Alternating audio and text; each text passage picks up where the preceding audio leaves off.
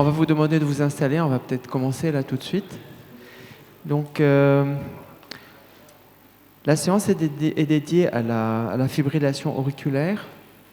On a eu tout au long de ce congrès 4 séances dédiées à la fibrillation auriculaire. Cette séance, on l'a appelée CORT parce qu'on va faire un peu le procès de la fibrillation auriculaire chez le patient insuffisant cardiaque. Et on va commencer tout de suite par la première présentation qui va être présentée par mon ami et l'ami de la Tunisie, Walid Amara. C'est le contrôle du rythme ou le contrôle de fréquence. Quelle stratégie privilégier? À toi, Walid. Merci beaucoup, merci pour l'invitation. C'est toujours un énorme plaisir d'être parmi vous. Donc effectivement, ma mission, c'est de dire est-ce qu'il faut plutôt contrôler le rythme ou contrôler la fréquence? Alors, vous savez très bien que avec l'évolution de la fibrillation atriale, plus elle va évoluer, plus l'oreillette va se dégrader, va se fibroser. Je raconte toujours à mes patients que la FA, c'est comme une inondation. Si vous êtes inondé à la maison pendant 10 minutes, il n'y aura pas de dégâts sur les murs, il n'y aura pas de dégâts chez les voisins. Par contre, si vous êtes inondé pendant 24 heures ou plusieurs fois d'affilée, vous savez qu'il y a des travaux de peinture à faire. On sait aussi que la FA donne la FA. Donc plus il va y avoir du remodelage avec le temps, on va commencer la paroxystique, puis devenir persistante, puis devenir permanente, et également remodeler, que ce soit l'oreillette ou le ventricule. Et on sait également que lorsque on a de la FA, et éventuellement lorsqu'on a des cardiopathies rythmiques, des tachycardiomyopathies, le fait de remettre le patient en rythme sinusal va permettre de réverser et va permettre d'obtenir des améliorations hémodynamiques en termes d'insuffisance cardiaque. Et donc, on sait que le rythme sinusal a un effet bénéfique. Alors, le problème, c'est que historiquement, les études qui avaient été faites, qui comparaient rythme et rate control, avaient montré globalement que c'était un match nul entre le contrôle du rythme et le contrôle de la fréquence. La première étude qu'il avait évaluée, ce n'est pas de l'insuffisance cardiaque, c'est l'étude AFFIRM. Et dans l'étude AFFIRM, la stratégie de contrôle du rythme et de fréquence, toutes les deux, qui ont été comparées en face-to-face, différence non significative. Mais il y avait des biais. Il y avait parmi les biais, c'est que, par exemple, les patients, quand ils ont des antiarythmiques, peuvent avoir des effets secondaires, que lorsqu'ils étaient en rythme sinusal, on avait tendance à leur arrêter les anticoagulants. Donc il y avait plusieurs éléments qui rendaient les choses compliquées à interpréter. J'ai trouvé assez amusant en faisant la recherche bibliographique pour préparer le topo sur AFCHF, c'est une étude, c'est la AFFIRM de l'insuffisance cardiaque sur la droite de l'écran. En fait, donc ils ont des patients insuffisants cardiaques, fraction éjectée moins 35%, en FA, ils les randomisent en stratégie de contrôle du rythme et contrôle de la fréquence. Et match nul. Mais quand on regarde à la fin de l'étude, dans le groupe contrôle du rythme, il y en a moins d'un tiers qui ont un antiarythmique et il y en a très peu qui ont une ablation. Donc en fait, vous avez une stratégie de contrôle du rythme où vous avez vite épuisé vos possibilités, mais vous n'êtes peut-être pas allé aussi loin qu'aujourd'hui. Et de l'autre côté, je vous ai mis une autre étude assez similaire, mais à part qu'elle a utilisé un antiarythmique qu'on n'a pas, que vous n'avez pas, qui s'appelle le dofétilide, et qui a fait match nul également chez les patients insuffisants cardiaques. Donc jusque-là, les études étaient, on va dire, match nul. Et puis aujourd'hui, ou même demain, les choses sont en train d'évoluer. On a bien sûr, on vous parlera tout à l'heure, je suis impatient de voir le combat des titans tout à l'heure. Vous parlez de est-ce qu'il faut ou pas ablater en première intention, est-ce que ça a un intérêt, et également la synthèse que vous aurez à la fin sur ce sujet-là. Alors, bien sûr, la règle, si vous me faites parler, c'est facile, je dis c'est super, il y a des recommandations. Je vais aller dans les recommandations. Alors, je suis d'abord allé chercher, parce que cette figure, je l'aime beaucoup, elle n'est pas dans les recommandations 2024, elle est dans les recommandations 2020. Et on nous parle du contrôle de fréquence. Et on me dit que le contrôle de fréquence sur la gauche, c'est chez tous les patients, on peut associer un contrôle de fréquence. Ça, vous verrez que ça n'a pas tellement changé. On me dit que c'est le premier choix chez les patients qui ont peu ou pas de symptômes. Ça, c'est un élément que je vais prendre plutôt en compte. De dire quelqu'un qui se plaint de rien, peut-être qu'il faut peut-être le laisser tranquille. Bien sûr, c'est la stratégie qui va être choisie quand on aura épuisé nos stratégies de contrôle de rythme. Mais c'est vrai que maintenant, avec les stratégies de contrôle de rythme, on peut aller loin, avec plusieurs ablations, etc. Et puis, quand finalement le risque de maintenir le rythme sinusal dépasse le bénéfice de cette évaluation du rapport bénéfice-risque qui va être très importante. Donc les cases en vert, c'est ça ce que je vous demande de retenir. Quand je vais dans les recommandations 2024, vous voyez avec CARE, et donc on va aller juste aujourd'hui au R, de réduire les symptômes et la fréquence et le rythme contrôle. Qu'est-ce qu'on me dit?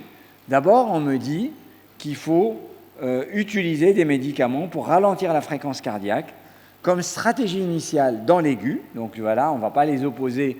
On va dire que dans l'urgence, c'est ce que je dis aux internes, vous recevez une FA qui est rapide dans l'insuffisance cardiaque, vous allez d'abord le ralentir.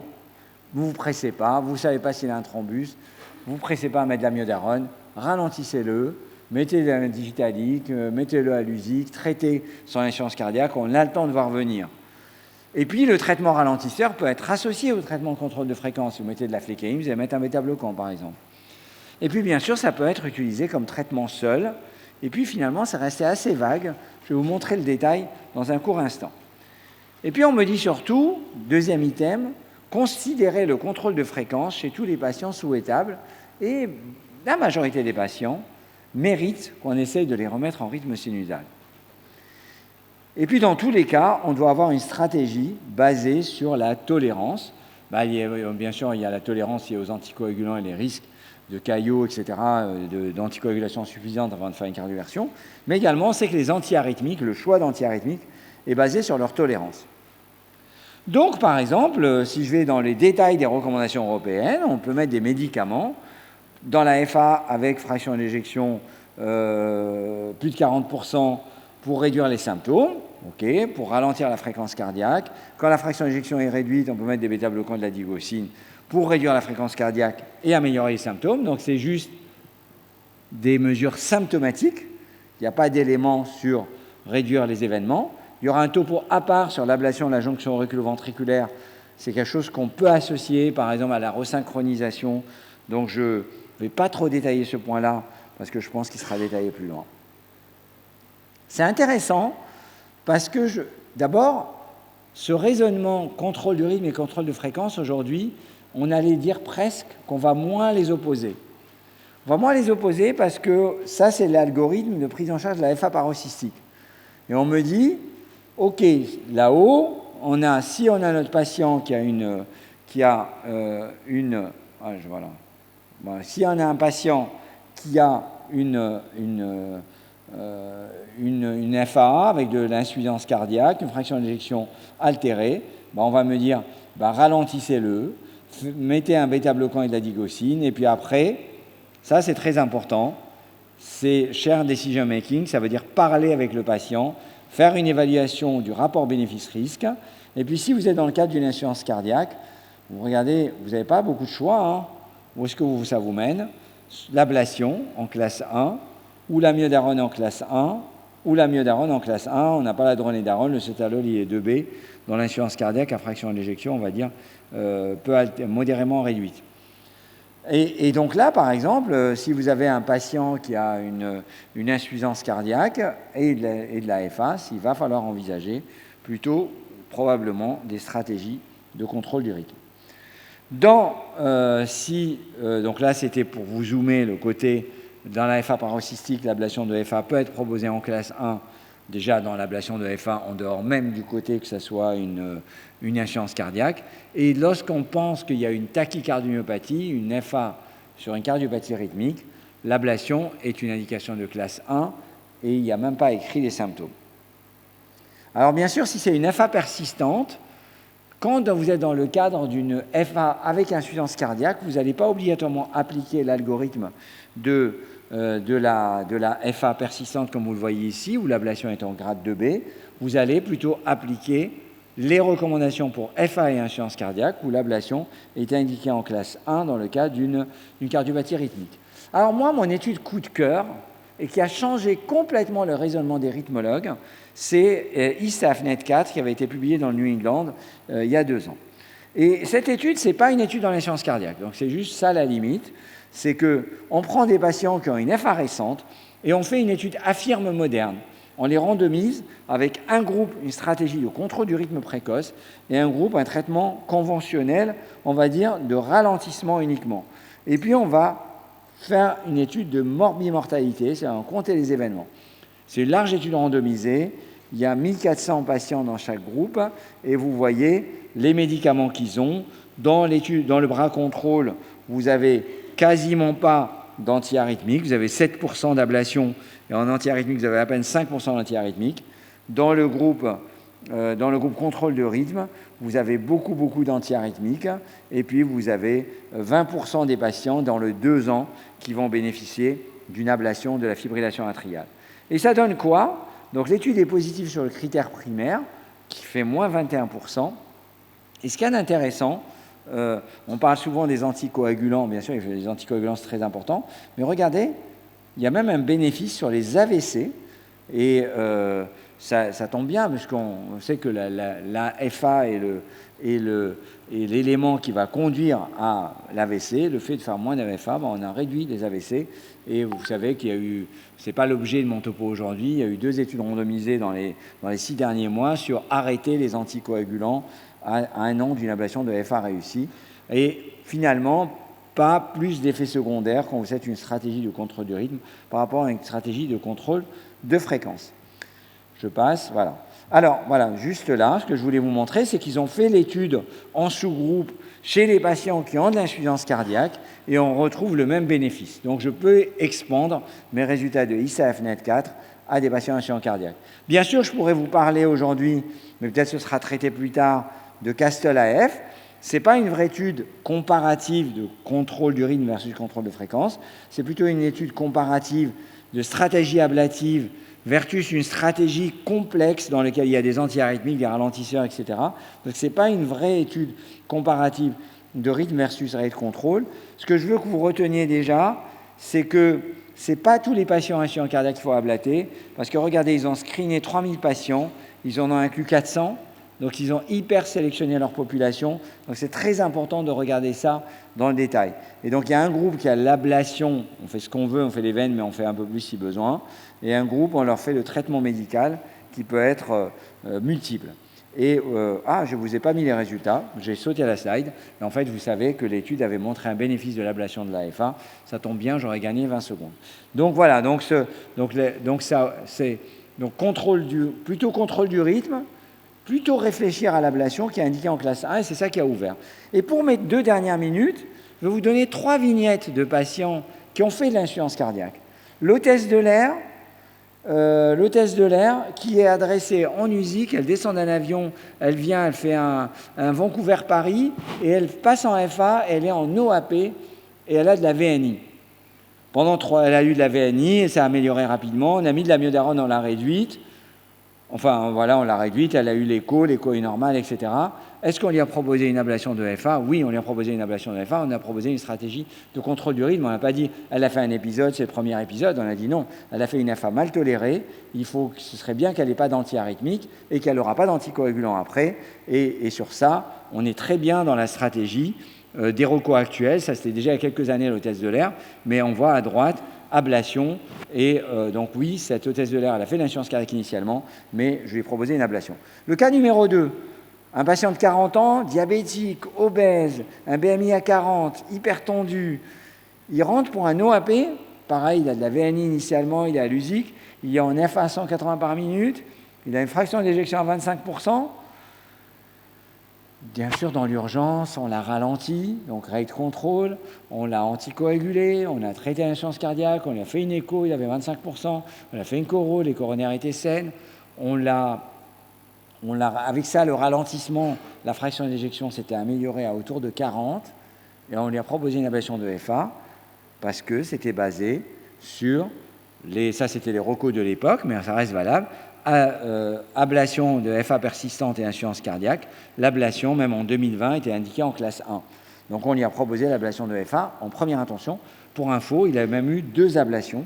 Mais ce qu'il y a d'important, comme il était obèse, il a changé de vie, il a maigri, et ça a eu un effet important. Et puis j'arrive, ma 3e vignette, pour dire qu'on ne va pas faire que de l'ablation.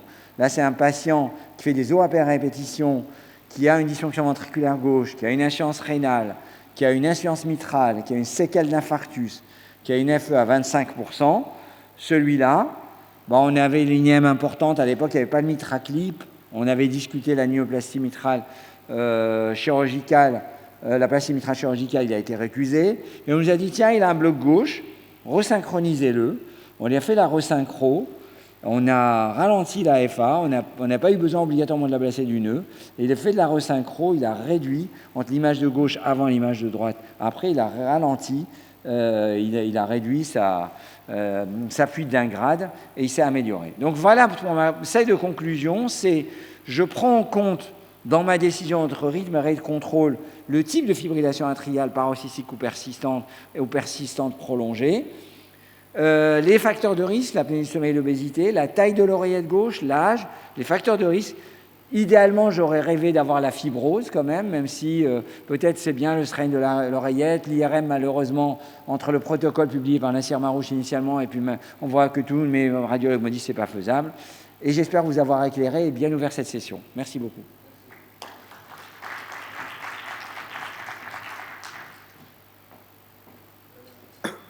Merci Walid. Donc on va laisser les questions vers la fin.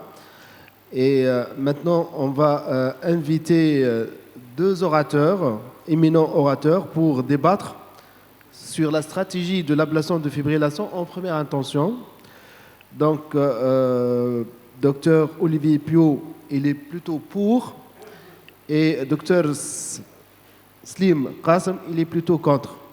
Donc, on va voir qui, c'est une controverse, on va voir qui va nous convaincre pour ou contre. Merci beaucoup, Guy. Merci tout d'abord à la Société de cardiologie et de chirurgie cardiovasculaire tunisienne de son invitation. C'est vraiment toujours un plaisir d'être là avec vous. On se voit aussi aux Journées européennes, mais c'est un plaisir. Merci à Youssef Benhamer et tout le board de cette invitation. Donc moi, je vais défendre le pour l'ablation en première intention dans l'insuffisance cardiaque, parce que c'est le thème de la réunion. Mais Slim, je pense, aura des choses à dire, mais je vais quand même lui laisser quelques éléments de discussion. Je pense qu'il y en a quand même plusieurs. Et j'apporterai une petite nuance à la fin sur ce fait d'être pour l'ablation en première intention de façon quand même finalement assez fréquente. Pour commencer, juste un petit cas clinique qui va me permettre d'orienter cette présentation. Donc une dame de 77 ans qui est quand même hyper tendue, qui est presque obèse, elle a un BMI à 30, hypothyroïdie supplémentée, un antécédent de cancer du sein, qui était suivi avec une fraction d'éjection conservée, une hypertrophie ventriculaire gauche, une oreillette gauche qui, malgré son hypertension, n'était pas très dilatée. Et puis en 2021, elle présente des palpitations assez rares, elle est très peu gênée. On va documenter un épisode de FA paroxystique sur un holter et elle va avoir un traitement par apixaban et bisoprolol en plus de son traitement habituel. Et là, cette année, depuis le début de l'année, elle présente des palpitations avec des épisodes prolongés, une dyspnée d'effort qui va mener finalement, elle ne va pas trop consulter, etc. Et finalement, elle va être hospitalisée récemment pour une insuffisance cardiaque avec une fraction d'éjection diminuée à 35%, une FA persistante avec une FA moyenne, une fréquence cardiaque moyenne qui est peu rapide, à 105 par minute, un QRS qui n'est pas élargi. Et puis, elle va être prise en charge. On met en route le traitement de l'insuffisance cardiaque. On majore les bêta-bloquants, évidemment. On va réduire la fibrillation atriale. Et elle va se trouver beaucoup mieux après, au plan fonctionnel, avec une amélioration de la fraction d'éjection. Alors, qu'est-ce que vous proposez comme stratégie en première intention ? Est-ce qu'on poursuit le traitement médicamenteux de l'insuffisance cardiaque et puis on se dit on verra bien si elle refait de la FA ou pas ? Est-ce qu'on propose ça avec de la flécaïne ? Est-ce qu'on propose ça avec de l'amiodarone ou est-ce qu'on propose ça avec l'ablation de la FA ? Donc, vous avez vu mon sujet, évidemment. Vous n'allez pas être étonné que je vous réponde qu'on lui propose, bien évidemment, le traitement de l'insuffisance cardiaque qu'on va moduler lors du suivi. Et puis l'ablation de la fibrillation atriale, c'est une patiente qui a une véritable cardiopathie rythmique, puisque sa fraction d'éjection va se corriger quasiment totalement après le retour en rythme sinusal. Pour la flécaïne, évidemment, c'est contre-indiqué dans l'insuffisance cardiaque. Et pour la myodarone, j'en dirai un mot après. Alors pourquoi? Parce que si on regarde l'ablation de première intention, si on regarde les recommandations européennes, celles qui nous guident de nos pratiques, mais j'ai été jeter un petit coup d'œil aussi sur les recommandations américaines, on voit qu'on a des arguments déjà. Vous voyez par exemple, l'ablation de première intention, elle est, même en dehors de l'insuffisance cardiaque, elle est proposée en stade 1A dans la fibrillation atriale paroxystique et en stade 2B dans la fibrillation atriale persistante. Et pour les patients en insuffisance cardiaque, vous avez ce chapitre-là en bas à gauche, là, qui vous montre que c'est recommandé quand il y a une probabilité importante d'une part rythmique à la cardiopathie ou à la dégradation de la fraction d'éjection. Donc je pense que ça, c'est un argument important. Et de même, en classe 2A, on peut proposer l'ablation de la FA chez les patients qui ont une insuffisance cardiaque à fraction d'éjection diminuée pour diminuer les réhospitalisations et améliorer la survie. Les recommandations américaines, elles, sont aussi dans cette direction-là. Vous voyez en haut, à droite, en classe 1B, les patients qui ont un diagnostic d'insuffisance cardiaque avec de l'AFA, on doit suspecter une cardiopathie rythmique et proposer une approche agressive. En classe 1A, on propose l'ablation, juste en dessous. Donc il y a vraiment et même, vous voyez, en troisième, en bas à droite, là, en classe 2A, même dans l'insuffisance cardiaque à fraction d'éjection préservée, il est raisonnable de proposer l'ablation chez des patients qui ont de l'AFA évidemment symptomatique. Alors pourquoi? Parce que Walid a commencé à en parler, il a montré plus en détail, je ne vais pas redétailler ces deux études, mais il y a eu deux grosses études qui sont sorties en 2018 et puis en 2022, l'étude Castle-AF et l'étude Castle-HTX. Donc en haut, vous avez l'étude Castle-AF, et avec, vous voyez, on n'a pas seulement de l'AFA paroxystique, on n'a pas seulement de l'AFA persistante, on a aussi de l'AFA persistante de longue durée. Donc même des patients qui ont de l'AFA qui durent plus d'1 an ont été inclus dans cette étude, avec un bénéfice vraiment significatif en termes d'hospitalisation et de morbimortalité.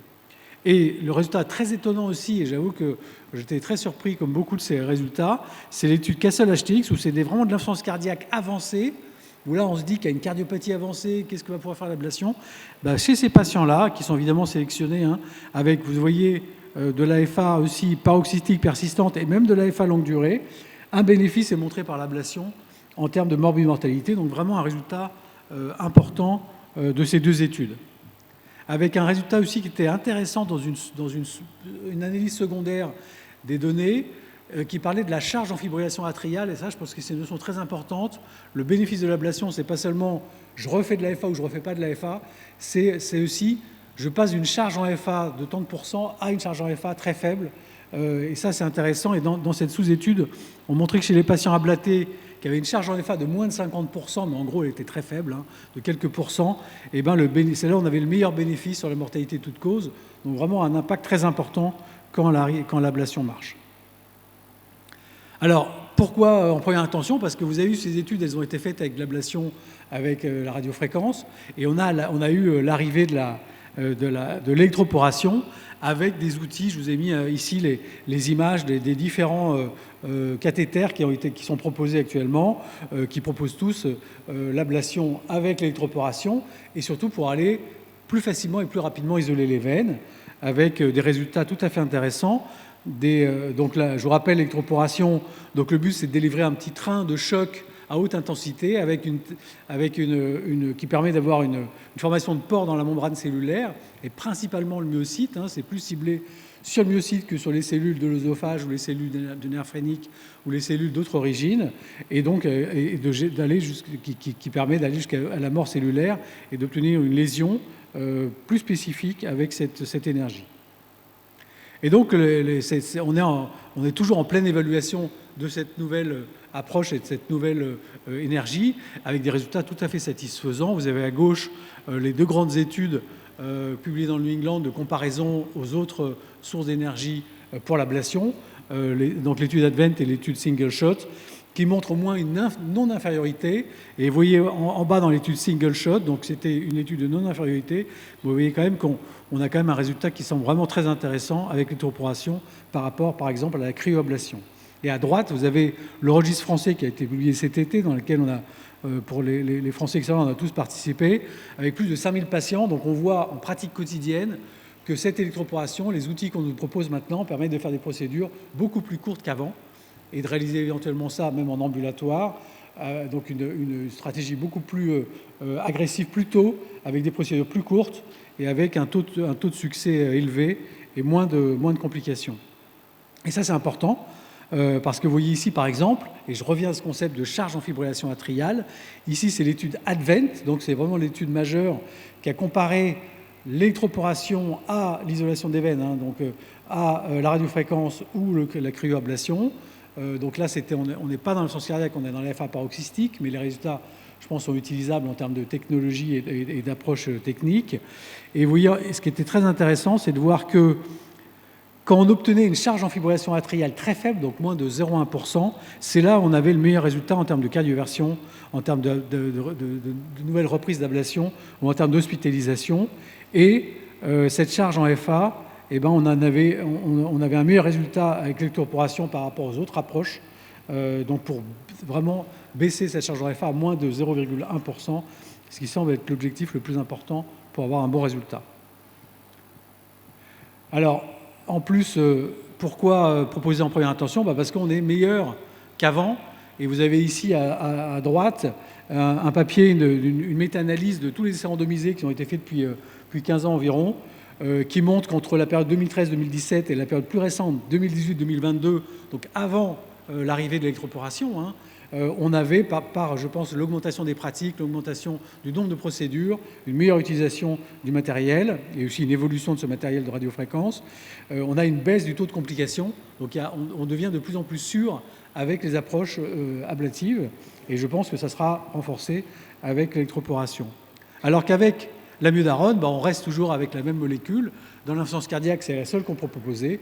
On reste avec des complications, des effets secondaires extrêmement fréquents, avec une utilisation plus prolongée, qui peuvent être extrêmement graves, avec des atteintes pulmonaires, des atteintes optiques. Donc ça on n'a pas de nouveauté du côté des traitements médicamenteux. Alors pour revenir à ma patiente, donc la patiente de 77 ans, on lui a proposé l'ablation. Et elle arrive, vous avez ici un tracé qui est en vitesse rapide. Et en fait, elle est en flotteur atrial à l'arrivée de la procédure. Et donc, on va lui proposer une isolation des veines plus une ablation de l'isthme cardio-tricuspide. Et on utilise maintenant même des systèmes de cartographie avec ces outils d'ablation qui sont censés aller uniquement isoler les veines, qui permettent de faire des procédures beaucoup plus précises, surtout s'il y a une tachycardie organisée. Bon, là, c'était un flotteur commun, ce n'était pas vraiment le sujet, mais on est en pleine utilisation de ces techniques. Donc on fait une cartographie, vous avez l'oreiller de gauche en vue postérieure, on voit qu'il y a de l'activité, qu'on voit au niveau, quand la couleur, comme ça, quand c'est rouge, il n'y a pas de potentiel, et toutes les autres couleurs montrent qu'il y a de la présence de potentiel actif. Donc on va aller faire les applications, et vous voyez qu'on a la marque en gros de la zone où on a appliqué l'électroporation. Donc on a l'impression qu'on a fait une bonne isolation des veines, mais c'est uniquement une projection. On va contrôler par une cartographie, et tout ça, ça se fait extrêmement vite en quelques minutes. Et vous voyez à droite qu'on a les massifs veineux sont complètement isolés, il n'y a plus de potentiel. On va vérifier aussi en stimulant dedans pour vérifier les blocs d'entrée et de sortie. On va en même temps... Bon, là, c'est parce qu'on commence à utiliser le matériel. On a fait la cartographie. Bon, vous voyez que c'est un flotteur commun. On n'a pas besoin de ça pour le savoir, mais on en a profité. On va faire des applications au niveau de l'isthme cardio-tricuspide avec 3 applications. Évidemment, on a injecté de la trinitrine auparavant, puisqu'il y a un petit risque de space coronaire. On va ablater l'isthme et arrêter le flotteur et avoir un bloc complet. Tout ça pour une procédure en ambulatoire, avec donc une cartographie 3D qui a duré moins de 3/4 d'heure, avec un temps gauche de 22 minutes, 36 applications, mais c'est des systèmes particuliers, une exposition en rayon qui est extrêmement faible. Donc, vous voyez qu'on a des outils extrêmement performants actuellement. Donc, est-ce qu'il faut utiliser l'ablation dans l'AFA, dans l'insuffisance cardiaque en première intention? Donc moi, je dis oui, absolument. Hein, et je laisse... Slim nous montrer que je n'ai pas complètement tort, mais juste avant qu'il parle, je vais dire oui, mais, il y a un petit mais quand même, hein. 3 choses. Je pense que la période pendant laquelle on va indiquer l'ablation, c'est un facteur clé pour le succès de la thérapie. La première intention ne veut pas dire toujours premier épisode, donc il faut savoir aussi prendre le temps de poser l'indication. On n'est pas non plus à quelques mois près. Et dans toutes les études, dans l'insuffisance cardiaque, il y a un délai entre le diagnostic et l'ablation de 6 mois à 1 an en gros, hein, donc on a le temps de réfléchir. Par contre, il ne faut pas attendre trop tard, parce que quand c'est trop tard, c'est trop tard. Et puis, c'est important aussi de bien informer le patient quand même des risques. Même si les risques diminuent, ça reste une procédure à risque. Et puis, il ne faut pas oublier, bien évidemment, et Walid insistait beaucoup, le traitement de l'insuffisance cardiaque, et puis la prise en compte des facteurs de risque de récidive, qui est très important, qui doit accompagner une prise en charge interventionnelle. Merci beaucoup de votre attention.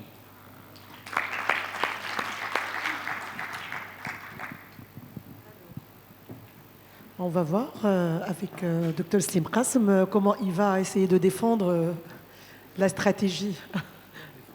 J'en verrai avec Slim comment on vient s'en sortir. Alors bonjour à tous, je remercie le comité d'organisation de m'avoir associé à cette session. Puis j'ai finalement pas grand-chose à dire. Je suis d'accord, il faut proposer l'ablation chez les patients insuffisants cardiaques. De toutes les façons, c'est un traitement efficace. Moi, je dirais même que nous, en tant que cardiologue, quand on reçoit des patients en FA, on a toujours l'impression qu'on doit les protéger du risque d'accident vasculaire cérébral. Alors que quand on voit les différentes courbes, nos patients, et quel que soit l'âge du diagnostic, ils sont exposés, ils ont 3 à 4 fois plus de risques de faire de l'insuffisance cardiaque que des accidents thromboemboliques. Et je dirais aussi que la relation entre les deux pathologies, insuffisance cardiaque et FA, est une relation bidirectionnelle et chacune des deux pathologies va aggraver l'autre et va changer radicalement son pronostic. Et donc, du coup, il faut essayer de proposer une technique ou une stratégie thérapeutique qui va essayer de rompre ce cercle vicieux. Alors, la question à laquelle je dois répondre est: est-ce qu'on doit proposer l'ablation par cathéter aux patients en FA avec de l'insuffisance cardiaque, et ce, de première intention? Alors, ce que j'ai fait, c'est que je suis allé chercher l'information dans le site ultime de la recherche médicale moderne, à savoir ChatGPT, et je lui ai dit: est-ce qu'il faut faire ça ou pas? Et il m'a dit non. Donc voilà, c'est bien clair. Donc, je vais essayer d'étayer plusieurs arguments pour ça. Premièrement, et côté preuve scientifique, Dr Amara a bien détaillé toutes les études. Moi, ce que je constate, en fait, c'est 3 petits constats qu'il faut avoir en tête.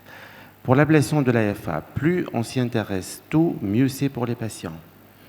Pour le contrôle du rythme, l'ennemi du contrôle du rythme, c'est le traitement antiarythmique. Et les patients en insuffisance cardiaque, le traitement qui est autorisé, c'est seulement l'amiodarone, et on devrait utiliser à bonne dose et de façon cumulative, et c'est ce qui fait tout l'effet délétère de cette stratégie de contrôle de rythme chez les patients insuffisants cardiaques. Troisième constat, c'est que plus il y a de comorbidité, moins bon est le bénéfice pour les patients, et les patients insuffisants cardiaques sont justement les patients qui ont le plus de comorbidité. Alors, quand on va parler d'insuffisance cardiaque aussi, il faut différencier aussi 2 choses: les insuffisances cardiaques à fraction d'éjection réduite et les insuffisances cardiaques à fraction d'éjection préservée. Alors, les preuves scientifiques sont bien là. Dr Pio a bien parlé de l'étude Castle-AF pour les fractions d'éjection réduites et tout. Mais pour les patients avec une fraction d'éjection préservée, il n'y a pas tant de preuves en fin de compte. Il y a quelques petits résultats qui nous viennent de sous-études qui sont plus ou moins bons, l'étude Cabana, l'étude ISTEFNET 4, mais vraiment les preuves, elles ne sont pas solides. Les preuves, elles sont là pour la fraction d'éjection réduite, notamment avec cette grande étude Castle-AF. Je vais m'attarder un petit peu sur cette étude pour parler.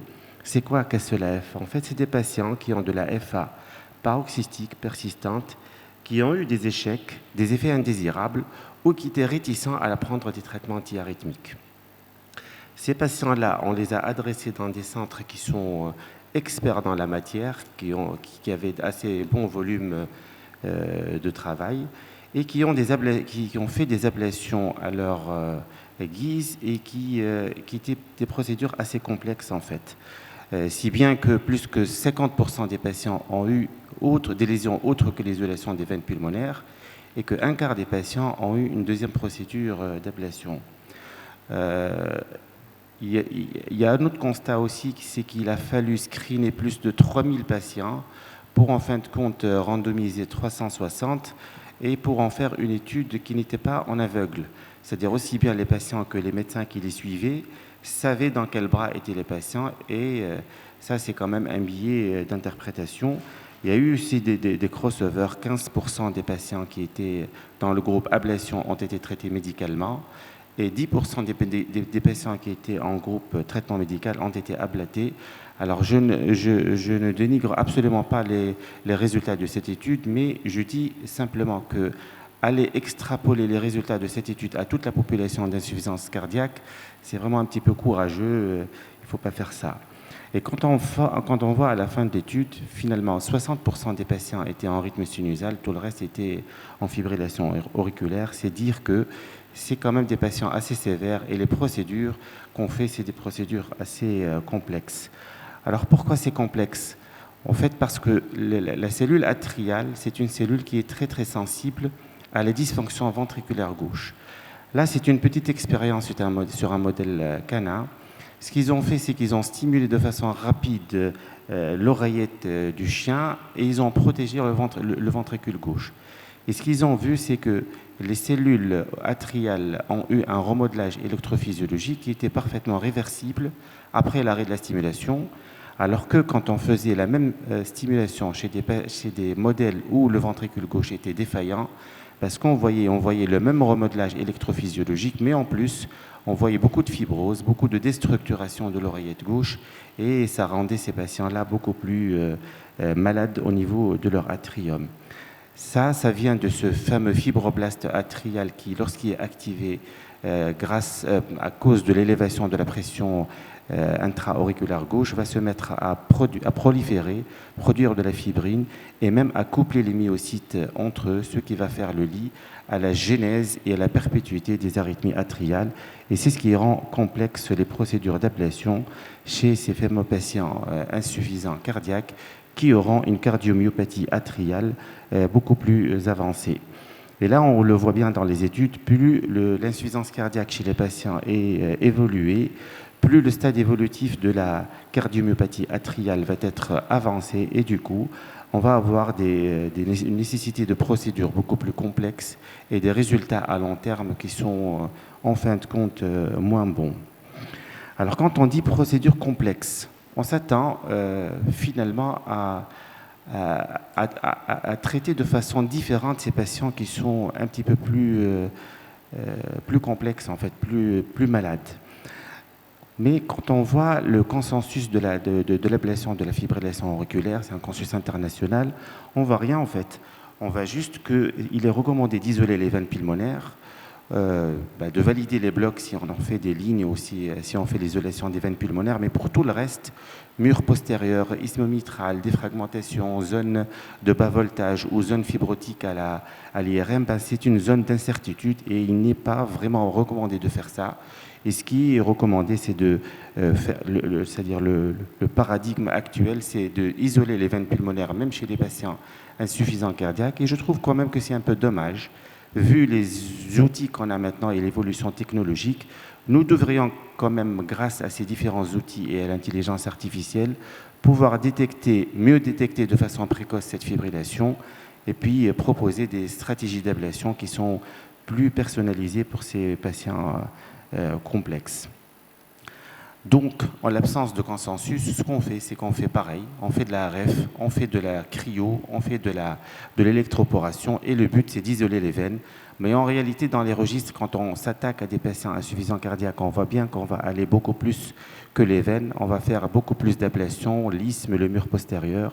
Et ça aboutit à des résultats toujours qui sont encore moins bons que les patients qui sont non insuffisants cardiaques. Alors, qui dit procédure complexe, dit coût. Et le coût, c'est en premier lieu, c'est à cause de la morbidité de ces procédures complexes. Vous voyez dans des registres européens, par exemple, le taux de complication peut atteindre les 7 à 8%. L'étude Casselef, par exemple, c'était 7,8%. Et le dernier registre américain, c'est 2,5%. Alors, je ne dis pas que la procédure d'ablation de FA, c'est une procédure risquée. Je dis simplement que quand on s'adresse à ce genre de patients, il faut le faire dans des centres expérimentés pour assurer la safety et pour mieux avoir de l'efficacité. Quand on dit coût aussi, on est obligé de parler de coût de la procédure. En Tunisie, nous avons heureusement, fort heureusement, toutes les technologies disponibles, la cryothérapie, la RF et l'électroporation. Et voici une idée à peu près de combien coûte une procédure d'ablation en Tunisie. C'est de l'ordre de 30 000 dinars. Ça veut dire que c'est à peu près 36 fois le revenu moyen d'un ouvrier en Tunisie et 15 fois le revenu d'un cadre. Et vous me l'accorderez, c'est un peu exorbitant pour des résultats qu'il faut encore prouver. Donc, en résumé, doit-on faire de l'ablation de première intention? Oui, pour les fibrillations auriculaires, mais plutôt pour les fibrillations auriculaires jeunes, au tout début de leur maladie. Oui, pour les insuffisances cardiaques, mais plutôt pour les insuffisances cardiaques à fraction d'éjection réduite et pas à fraction d'éjection préservée. Les techniques d'ablation, elles sont toutes équivalentes, mais on a forcément besoin de faire beaucoup plus que les veines pulmonaires sans qu'il y ait de preuves scientifiques. Alors, ablater versus le traitement médical de première intention, oui, mais finalement, on n'a pas d'études. Même l'étude de Kassoulaev, c'était après échec ou après... finalement, quand le stade évolutif de la maladie il est évolué, les preuves scientifiques sont un peu moins bonnes. Ce que nous devrions faire alors, c'est de choisir qui devrait bénéficier de cette procédure d'ablation. Et les bons patients sont ceux qui ont une possibilité d'avoir une cardiomyopathie rythmique, sont les patients qui ont des stages précoces de leur maladie, qu'elle soit insuffisance cardiaque ou FA. Les mauvais patients sont ceux chez qui on prévoit de faire beaucoup plus d'ablations ou des ablations multiples.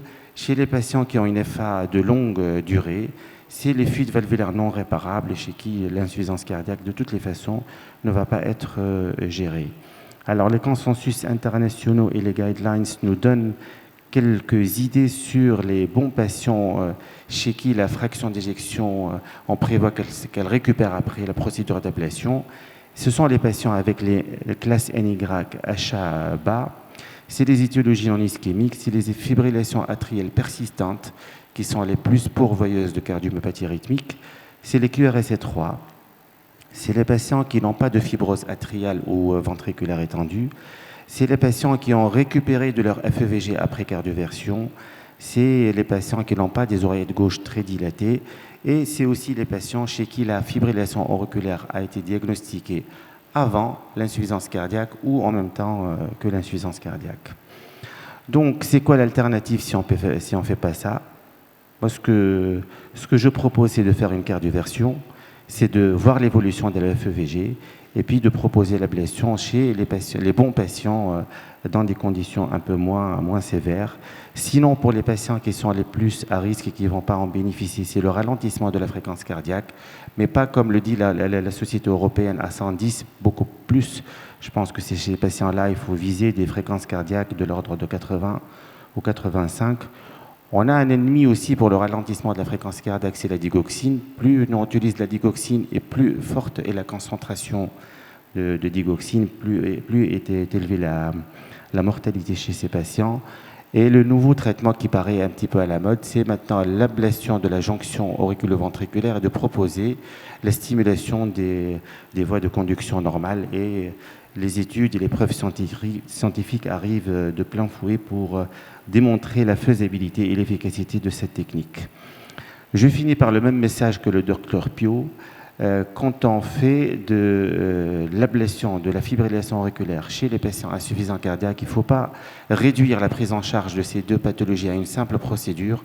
Au contraire, il faut inclure l'ablation dans une prise en charge globale des patients, aussi bien pour la fibrillation auriculaire que pour l'insuffisance cardiaque. N'oublions pas que les médicaments contre l'insuffisance cardiaque sont des médicaments protecteurs contre la fibrillation auriculaire, les IEC, les ARA2, les ARNI, les anti-aldostérone et aussi les ISGLT2. Dernière chose, quand on fait de l'ablation de la FH et l'insuffisance cardiaque, il faut oublier d'arrêter le traitement anticoagulant. C'est pas bien de faire ça. L'insuffisance cardiaque, ça fait partie du calcul de Skorch-Schatzvask et il ne faut pas penser à cette situation. Et je vous remercie pour votre attention.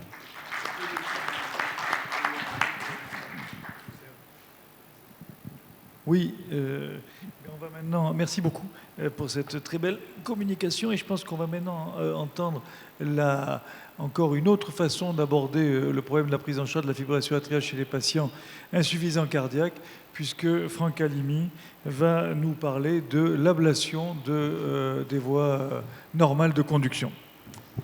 Merci beaucoup, merci à tous. Bon, comme l'occasion m'en est donnée, là, je voudrais commencer, si vous me permettez, pour remercier vraiment tout le comité d'organisation, ce magnifique congrès.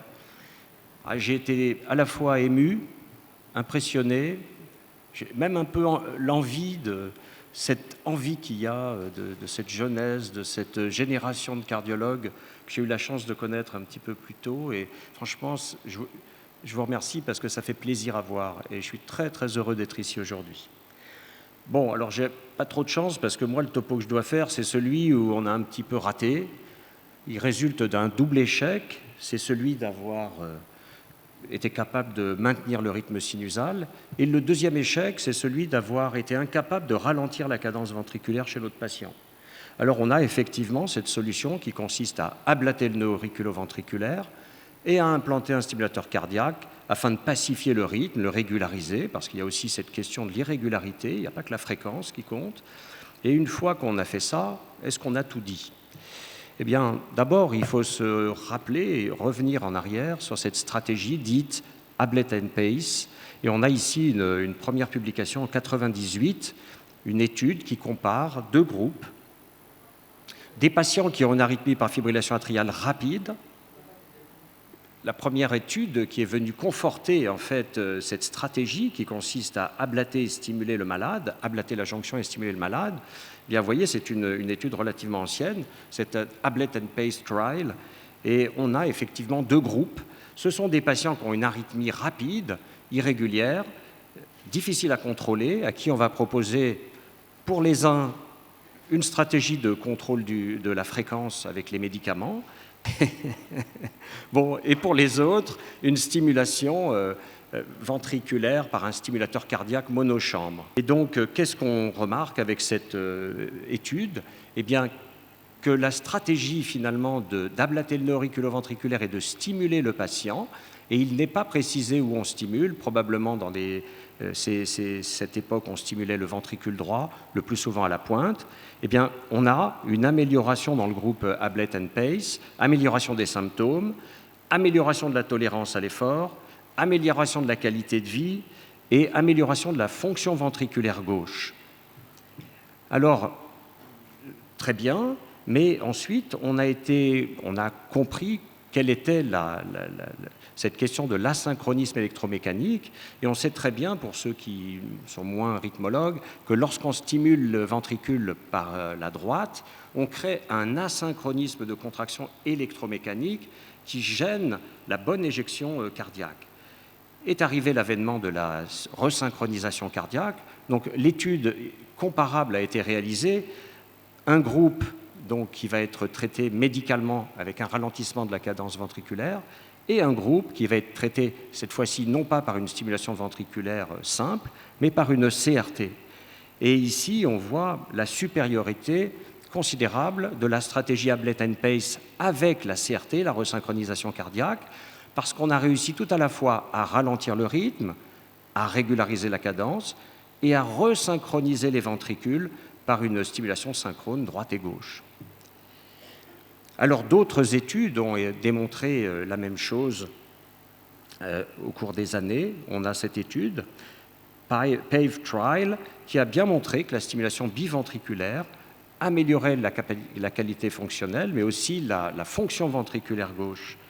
L'étude APAF, qui a montré la réduction de la mortalité et de l'hospitalisation pour insuffisance cardiaque, et cette étude APAF CRT Mortality Trial, qui a même montré la diminution de la mortalité toute cause.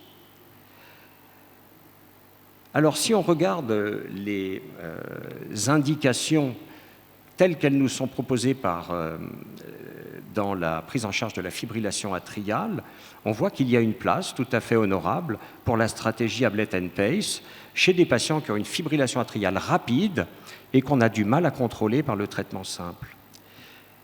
On nous dit aussi que quand il y a de l'insuffisance cardiaque, une dysfonction ventriculaire gauche, il ne faut pas hésiter à associer, comme cela a été présenté précédemment, une resynchronisation ventriculaire. Si l'on regarde les recommandations de la stimulation cardiaque, qui sont plus anciennes, qui datent de 2021, vous allez voir que là, c'est un petit peu daté. Effectivement, on a des patients donc, qui relèvent d'une ablation de la jonction auriculo-ventrique, qui ont une fibrillation atriale rapide. Alors, soit on est capable de ralentir la cadence ventriculaire et que les patients sont candidats à une resynchronisation ventriculaire, eh bien, il faut les resynchroniser. Et si on n'arrive pas à obtenir plus de 90% de stimulation biventriculaire, il ne faut pas hésiter à avoir recours à l'ablation de la jonction auriculo-ventriculaire.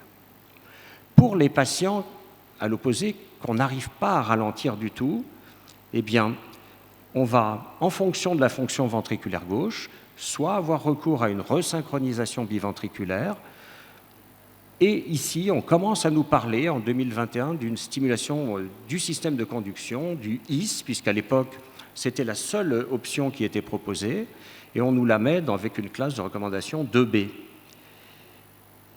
Si, au contraire, la fraction d'éjection est relativement conservée, comme vous pouvez le voir, eh bien, on a encore ici la possibilité de stimuler le ventricule droit, et le recours à la CRT ou à la stimulation du HIS n'arrive qu'en seconde intention. Ah. Alors, la grande révolution, et c'est un petit peu l'objet du topo, et c'est ça qui donne un petit peu tout l'intérêt de mon intervention aujourd'hui, c'est tout ce qui vient d'être publié, toute cette avancée spectaculaire de la stimulation des voies de conduction. Ici, on a un document de 2023, donc qui est postérieur aux recommandations de 2021, et qui insiste sur l'intérêt de la stimulation des branches de conduction. Ici, comme vous pouvez le voir, on a la possibilité désormais d'aller stimuler les voies de conduction directement en insérant une sonde, en la vissant au niveau du septum interventriculaire, soit pour stimuler le faisceau de HIS directement, soit pour stimuler la région dite de l'aire de la branche gauche.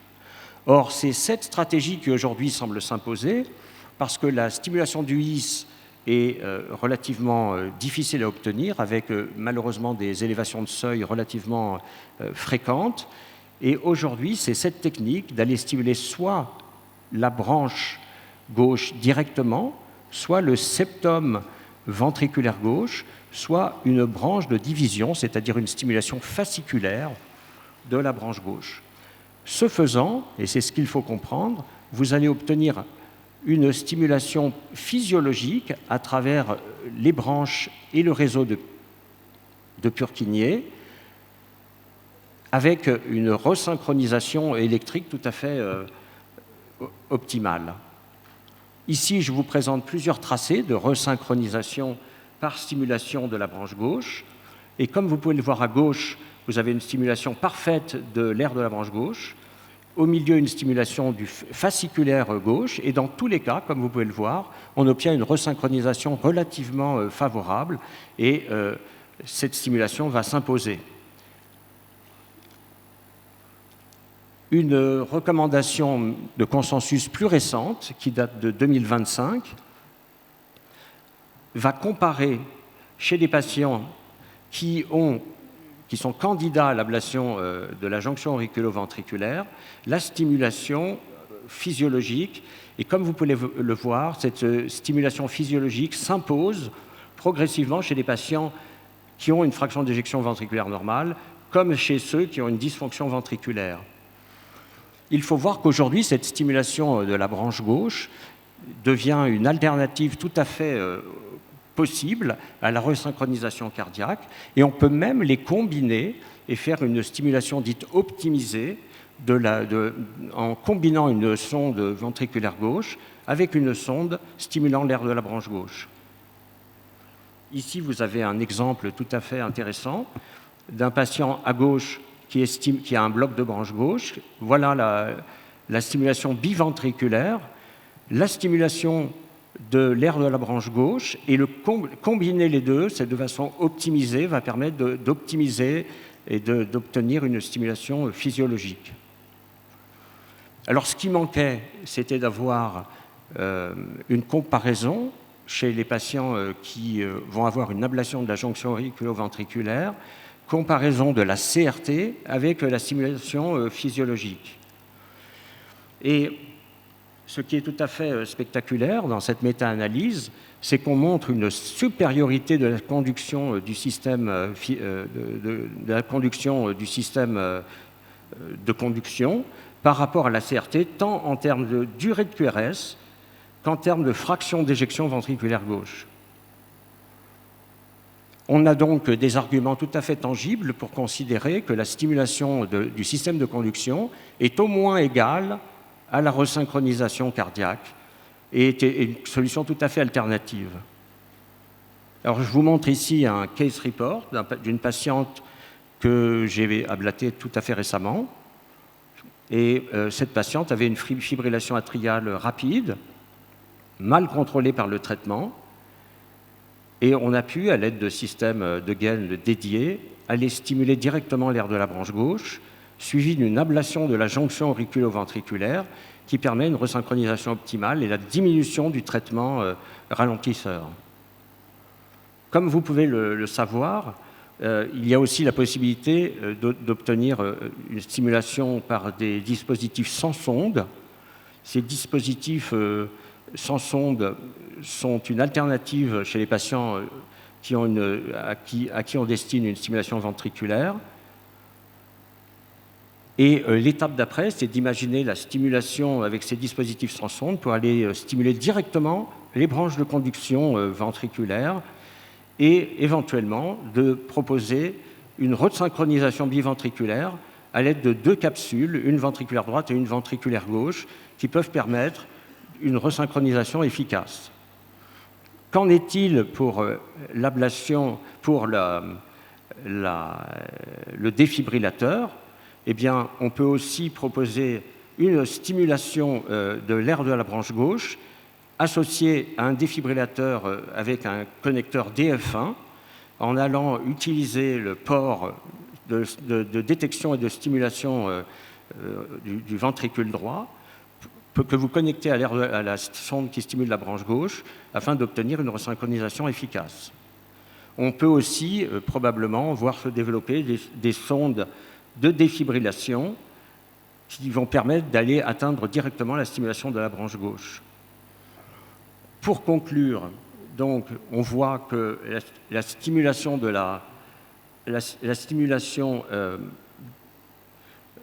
l'ablation de la jonction auriculo-ventriculaire se pose comme une alternative chez des patients qui ont des fibrillations atriales rapides.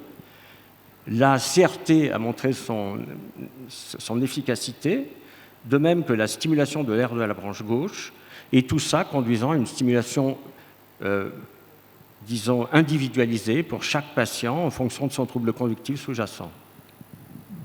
Je vous remercie.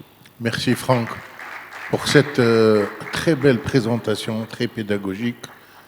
Et maintenant, j'invite mon ami le professeur Deharo. Pardon ? Comme tu veux, à ton aise, oui, pour nous donner son verdict final. Écoutez, mon verdict, c'est qu'on a assisté à une très belle session et qu'on a eu vraiment tous les aspects possibles de la prise en charge de cette fibrillation atriale chez le patient en insuffisance cardiaque. Alors bon, Walid Amara nous a rappelé au début qu'il fallait avoir un traitement qui soit quand même personnalisé, qu'on ne pouvait pas, pour tous les patients, avoir exactement la même prise en charge. Par conséquent, il va falloir un traitement au cas par cas. Il nous a montré un certain nombre d'exemples qui illustraient cela. Ensuite, pour choisir, bien sûr, entre contrôle du rythme ou contrôle de la fréquence, même si il avait quand même visiblement une préférence pour le contrôle du rythme.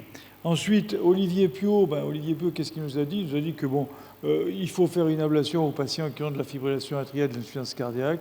Il nous a rappelé les études sur lesquelles on peut s'appuyer, donc l'évidence scientifique. Il nous a rappelé surtout qu'aujourd'hui, on a les outils, on a la méthode, on a vraiment une ablation qui est suffisamment sûre pour se permettre ces choses-là. Ça n'a pas été l'avis Simkassem qui, lui, nous dit que non, quand on a un patient qui a une insuffisance cardiaque, on commence vraiment à se mesurer à une fibrillation atriale qui va être très difficile à traiter, avec probablement la nécessité d'utiliser de la technologie lourde, probablement la nécessité d'y revenir plusieurs fois, et donc un taux de complication qui ne va pas être nul. Et je dois dire que finalement, ce sont deux remarques qui sont plutôt complémentaires. Et puis Franck Halimi est venu nous parler d'une méthode qui s'appelle l'ablation du nœud atrioventriculaire. Alors bon, il est allé un petit peu à reculons sur cette méthode en disant que bon, c'était quand il y avait 2 échecs qu'il fallait l'utiliser. On n'a pas l'impression qu'il soit très convaincu qu'elle soit extrêmement intéressante. Et puis il nous a quand même rassurés en nous disant qu'elle était intéressante dès lors qu'elle était couplée avec une stimulation physiologique.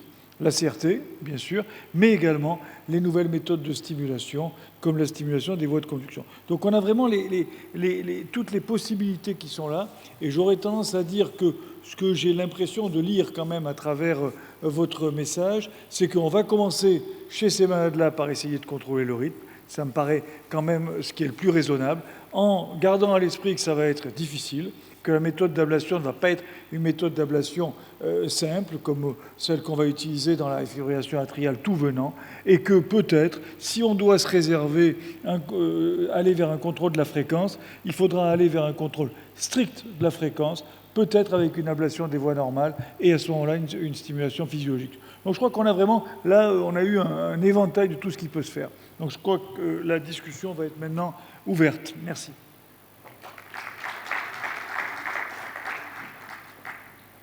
Toute belle chose a une fin. La session, moi j'aurais aimé qu'elle ne se termine jamais, mais il faut bien qu'elle s'arrête. Alors je clôture par la même occasion ce congrès et vraiment je remercie l'assistance, mais tous ceux qui sont déjà partis, ils sont rentrés chez eux. Alors je vous demanderai de rester parce qu'il y a toujours la photo de famille après chaque session et encore plus après la clôture du congrès. Merci beaucoup.